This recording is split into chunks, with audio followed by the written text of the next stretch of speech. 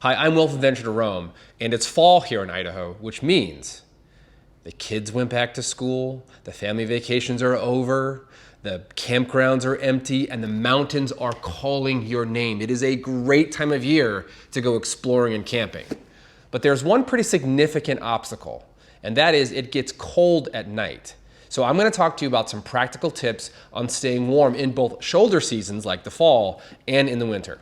Let's get started.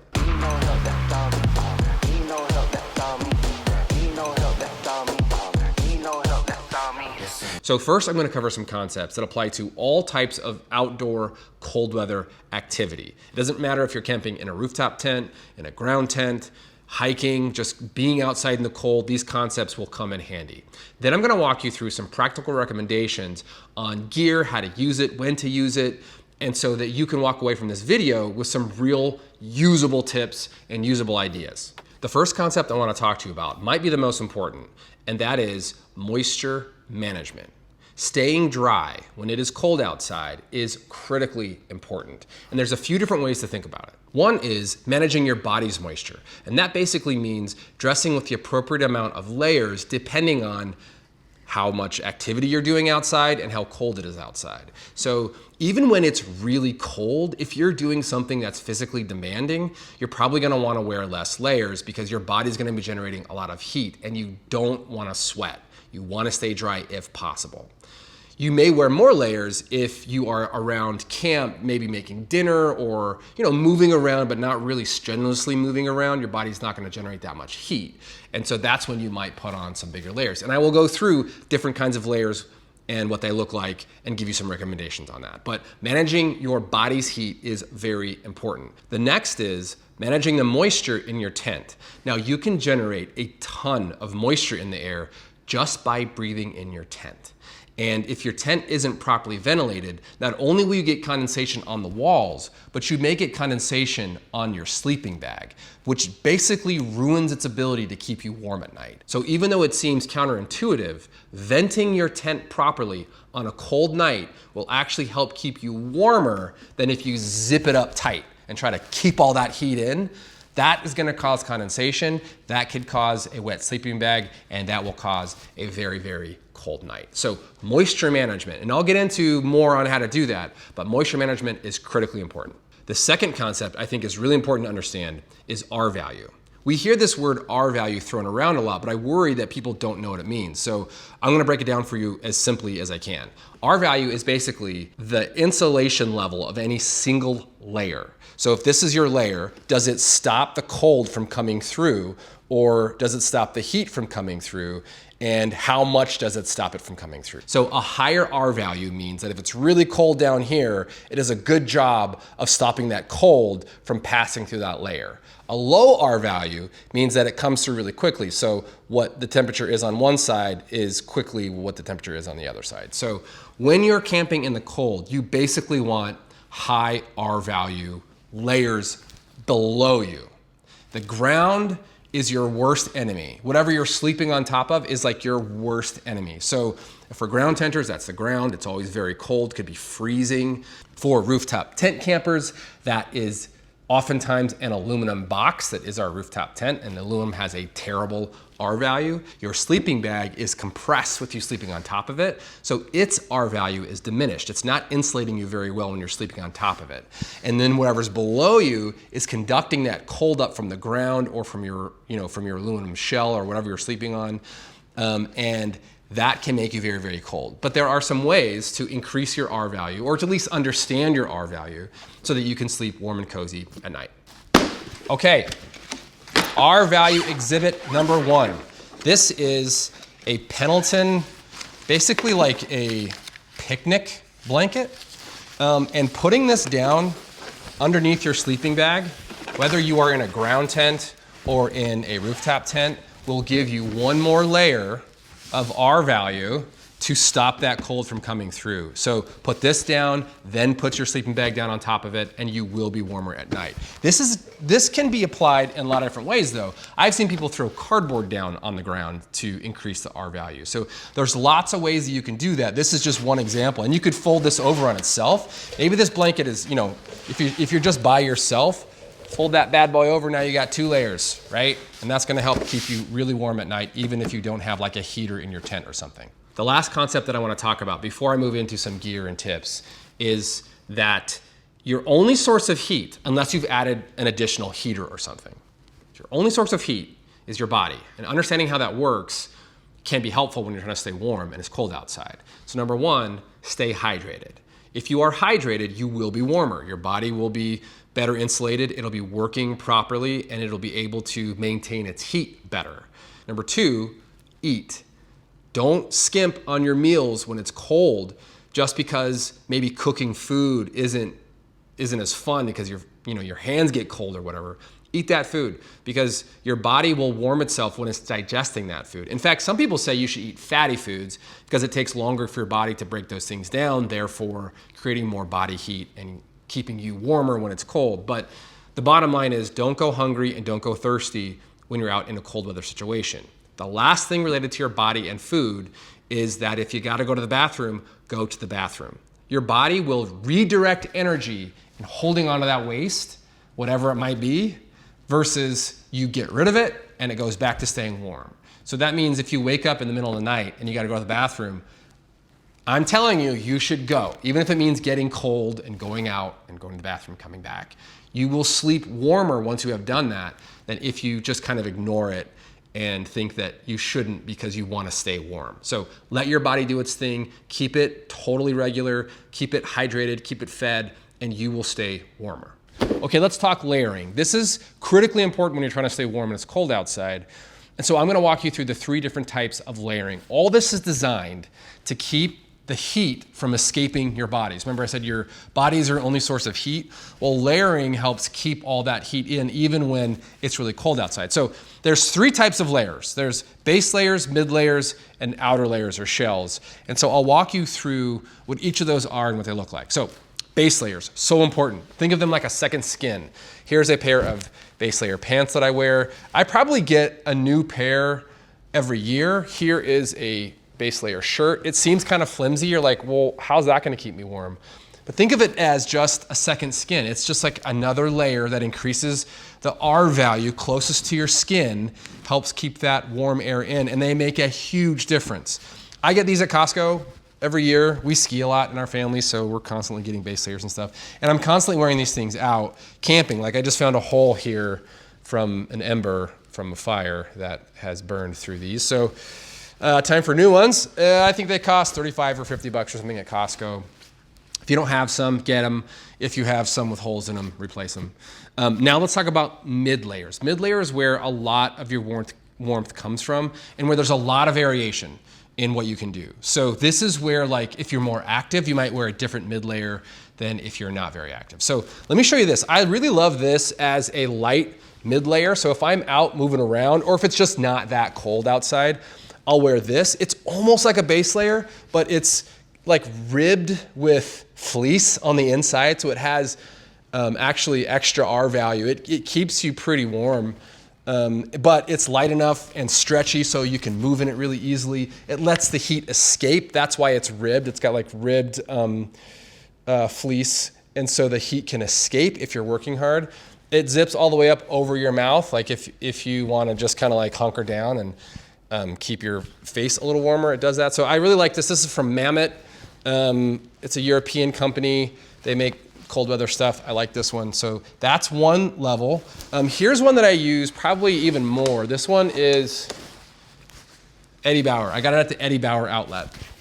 And it's got a little bit of puffer on parts of it, but then other parts it's fleece and it's stretchy. So this is when it's colder outside, I'll wear this instead of the Mammoth. Even if I'm a little bit more active, just because this one is a little bit warmer. And I'll actually wear this one to bed a lot too. So I'll wear my base layers and I'll wear this on top just to keep me a little bit warmer when I'm sleeping in my tent. So yeah, just a little bit more mid layer, a little bit warmer. And then this is probably my most used coat. This is like a 650 down-filled Eddie Bauer outlet puffer jacket. And I wear it over my mid layers and under a big jacket. And it provides a lot of warmth. Now, if it's all compressed and crappy like it is right now, it's not going to be nearly as much. But, you know, I get it out, I shake it, I get the feathers kind of fluffed up, and then it starts providing some really great insulation.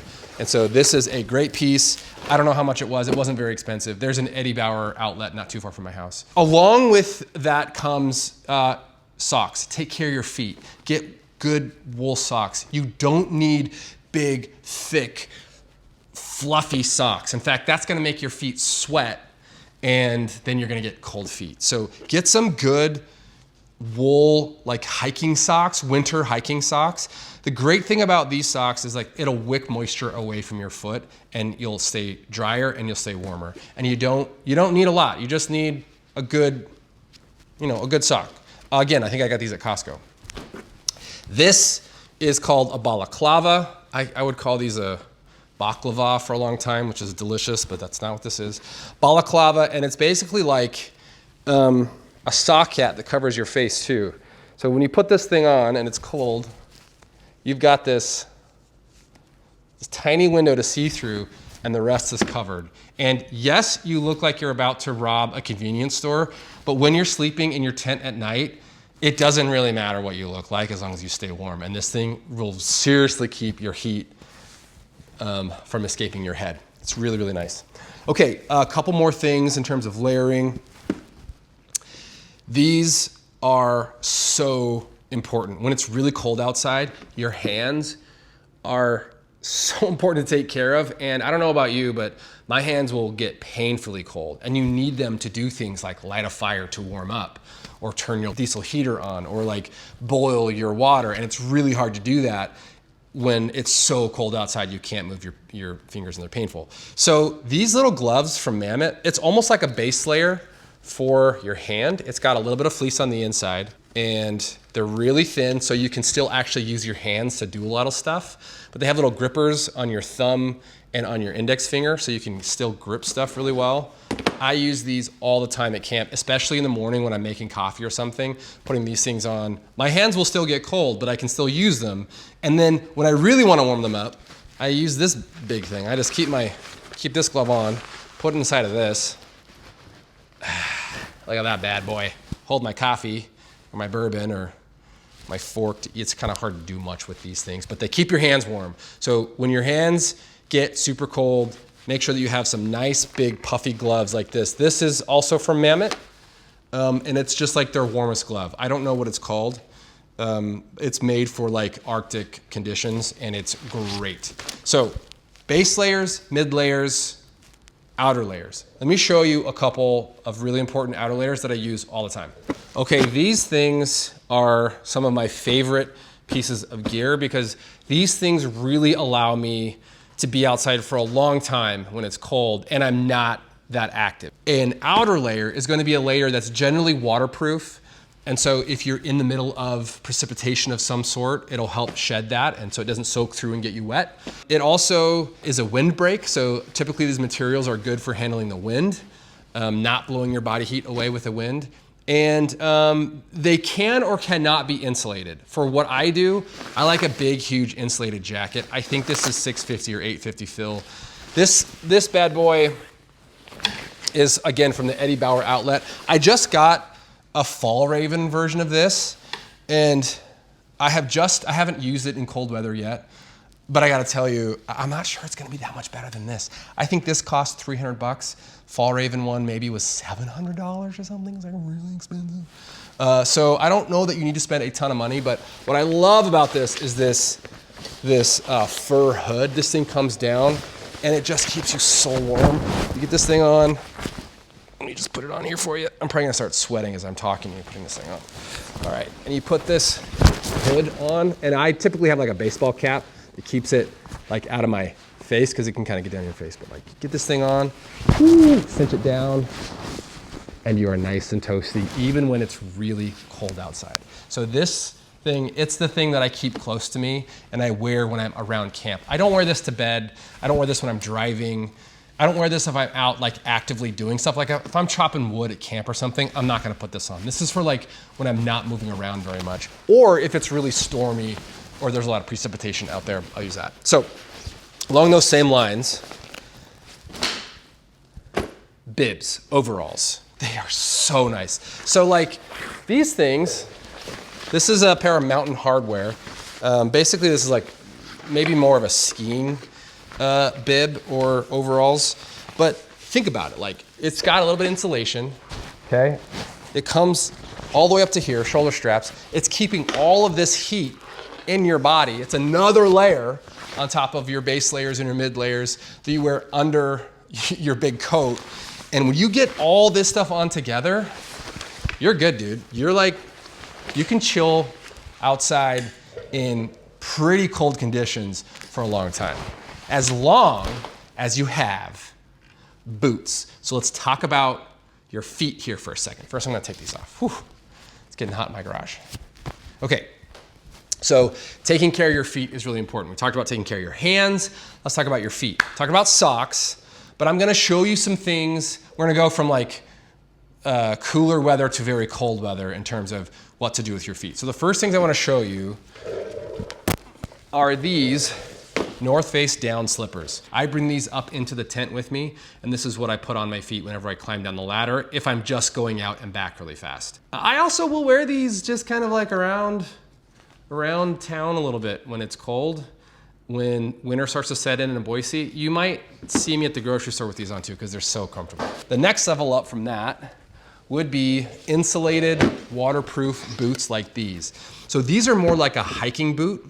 And these are great if you want to be outside moving around a lot. They've got Vibram soles, really good grip. It's super waterproof around the base of the foot, and it's insulated. So these will keep your feet really, really warm.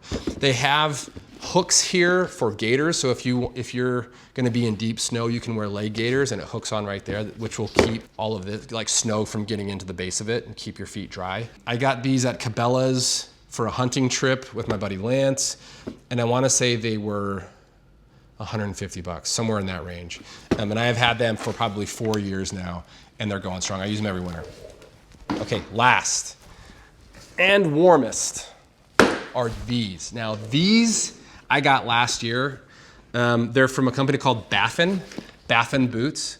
And I think they probably make the warmest boots on the planet. So these are like Arctic work boots. If you're like working outside in Alaska or in the Arctic Circle or something, these are the boots that you would be wearing out there. They are incredibly warm. They have gaiters built into it, so you can actually cinch it down here to keep the snow and cold air from getting down into your feet. The only problem with these is that sometimes they're too warm. And if you're out in deep snow, like it's really tempting for me to just put these on over my pants without wearing a bib or overalls. And I have made the mistake of doing that and getting into deep snow, and then the snow kind of gets into the boot, and then you get wet feet.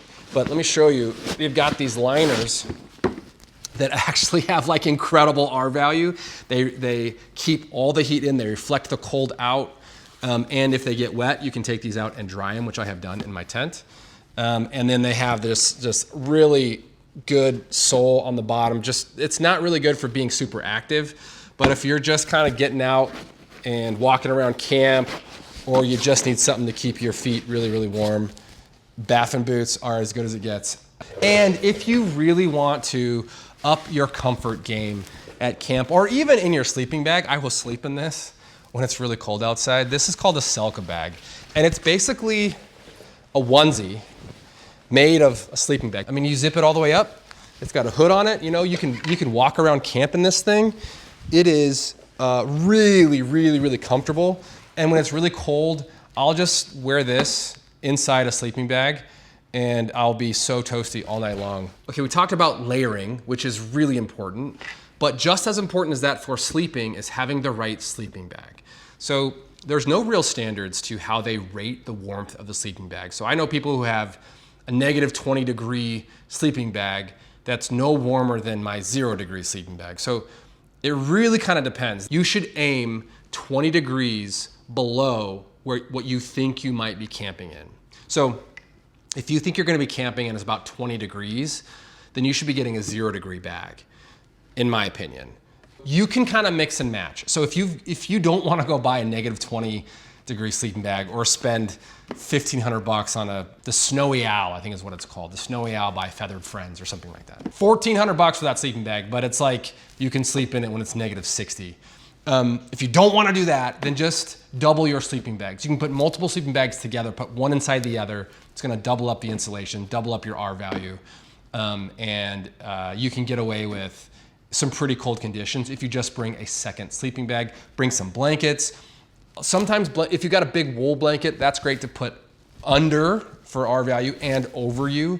But if you're tossing and turning at night, a lot of times those blankets will fall off. So what I've done is I actually put the blanket on under the sleeping bag. So like I wrap the blanket around myself, gives me another layer of insulation, and then I zip up the sleeping bag. So there's ways you can layer in more warmth if your bag is only rated to like 15 degrees or 0 degrees and it's gonna be really cold. All right, let's talk about additional heat sources. So heat that is not coming from your body. And the first one I wanna show you is this jet boil flash. I think I have 3 jet boil flashes and I love them. So this little thing can be all you need for your food, your coffee, warming up drinking water, melting snow and boiling it and making it into drinking water. Like this thing is so handy, it's so small. And what I love is they designed these things so, you know, this is your burner, this is your gas, and this is your, you know, base plate. You put, you know, kind of goes like this. What I love is that it's designed to just all go in here. You know, like you don't need to bring anything else. Your fuel, everything is in this little tiny container. So I love these. I use them all the time, at least for coffee, but sometimes I use them to cook with as well, especially in cold weather when sometimes cooking is a pain in the butt because dishes are terrible in the winter. Everything freezes and you need warm water just to wipe it down. So sometimes something like this where you're just pouring boiled water into a bag, eat it, throw the bag away, it's really great. All right, next piece of additional heat comes from fire. So I have had one of these since I started camping. This was one of my first purchases when I started overlanding. Now I have replaced it since then, but I got the same model. This pop-up fire pit. It pops up in maybe a minute. It goes super fast. It holds a ton of wood. You can have a massive fire going in this thing. You can put a fire pit up anywhere you want. You don't have to build up rocks, especially in the winter. That's really, really nice just to throw this thing down and have a dry place to start your fire. It packs down to this, you know, basically like a camp chair size bag. And it's just really great. Now, if you are making a fire at camp, there's 2 things that can help you stay warmer. One is to have a heat shield. So you can actually buy these man-made heat shields that basically reflect the heat back to you, which keeps you a lot warmer. Or you can do a natural heat shield. So you might have a rock structure that you build your fire up against. Maybe it's a boulder, maybe it's, you know, maybe it's an existing fire pit and you kind of just stack some extra rocks. Like whatever you can do to build a little bit of a heat shield will help you stay warmer. The other thing is to not sit directly facing the fire. If you just do this, just do this to the fire, you will stay much warmer. All that heat's gonna get over way more of your body than if you're just sitting, you know, like this in your camp chair in the fire. So turn sideways and warm up. It's great. All right, speaking of sitting by the fire in a chair, these are seat warmers. So these are electric seat warmers. And you plug this into a power source, a USB 3. You set this thing down in your camp chair and it generates heat for you. I got these on Amazon. These are, what brand? Ignik brand. I think they were like $100. Like these aren't cheap, like per unit. I got 2 of them, but I have a son who plays soccer in the fall. And so we use these for soccer games as much as I use them for camping. So these are kind of dual purpose, but I did want to bring this up as another heat source that's very nice in your camping chair. Okay, speaking of Ignik, this is an electric sleeping bag liner, not an electric blanket. So the difference is that this is like a sleeping bag liner. You put this inside your sleeping bag, and then you get inside this, and then you plug it into a power source. I think it doesn't draw that much. I think it draws 5 watts or something. but you can have even just like a small battery pack, plug this in and press the button, and it has these flexible heating elements. There's one here at the back, there's one at your feet, and so these things just kind of warm up. I wouldn't say that they're hot, but they warm up, they take the edge off, and they keep you warm. So this packs down way smaller than like a puffer blanket or anything like that. And it doesn't just keep your body heat in, it supplies extra heat to you. Okay, you knew I was gonna bring it up at some point, and that is a diesel heater. So this, in my mind, this is probably the most effective additional heat source. And the reason I think it's really effective is because they're easy to use, they're relatively safe to use. All you get in your tent is warm air. Diesel is relatively inexpensive and easy to find, even when you're out in remote locations. This one is from H. Calori. I think it was maybe 200 bucks. I've used a bunch of different ones. I've actually made my own. I've made my own suitcase version of a diesel heater, and it worked well too. You know, my advice is to just buy one of these. H. Calori or another suitcase brand, I think it costs about the same to buy this than it did to do my own DIY one. I've also used propane heaters. I used the Buddy heater for a couple years, and it provides really good heat. Like the propane heat is pretty efficient and it's really hot. But you have to have the whole thing in there with you instead of just like a tube running the warm air like a diesel heater. And so I'm not a huge fan of those because I think there's a fire risk and a burn risk. And I've seen lots of examples of that happening. And so, especially if you have kids or if there's, you know, people in your tent or around the area, it's really easy to kick one of those things over or accidentally touch it. And so that's why I'm not a huge fan of the Buddy heaters. However, my friend Rob from Revere Overland has a propane system that's a forced air propane system. So it's like a diesel heater, but instead of diesel, it uses propane and blows warm air in. And that was wonderful. I used that for a night when it was really, really cold in the Idaho mountains, and it was wonderful. Now, it does have more condensation for whatever reason than a diesel heater. I don't know why that is. But it was great. More expensive, but so great. Here are a couple bonus ideas. My friend Nate from Dirt Lifestyle does this gazelle tent in the winter and then has a relatively small propane fire pit on the inside. And what happens is you basically create a heat tent. And so you can actually create a space to hang out around a fire, dry your stuff out that's outside instead of trying to do that inside your tent. So I've never done that myself, but I've been in Nate's heat tent, which sounds kind of weird to say that, but it was really cool, really comfortable, and I think it's a really clever idea. Another bonus idea is just using hand warmers. So there are electric hand warmers that are great, but you have to recharge them. And then there are just like the chemical packs that you shake up, just the ones that I grew up with skiing, like you'd always have one of those in your gloves. You can put those on your body. They make them at all sizes now. You can stick them on your feet, you can stick them on your chest. So you can create heat spots, additional sources of heat when you're sleeping or even around camp just from using those. They're really cost effective. They last for 12 hours sometimes. And so I think it's a really cost effective way to try something out instead of maybe buying a bunch of gear. Just get some hand warmers and try those out first. All right, my last tip is just hot water. So you can make water warm to drink it, to warm yourself up from the inside out. You can also make water hot, put it in a thermos, and have that thermos be your heat source. So put it in a thermos, throw it in your sleeping bag, you've got heat there for all night. You can put it into those rubber bladder thermoses, and that'll like lay against your body and keep you warm. Or at camp, like sitting around the fire, put one of those on your lap or something. They're really, really warm, really, really nice. And really inexpensive. Like thermoses don't cost very much money, and hot water doesn't cost that much money at camp. So that's just like a really easy, cost-effective way to stay warm as well. Okay, that's it. I hope you enjoyed this video. Hope you learned something. And I hope that you get out there and enjoy the beautiful fall, the beautiful winter, when there's nobody out camping and exploring except for you. Until next time, I'm Wolf from Venture to Roam. Thanks for watching.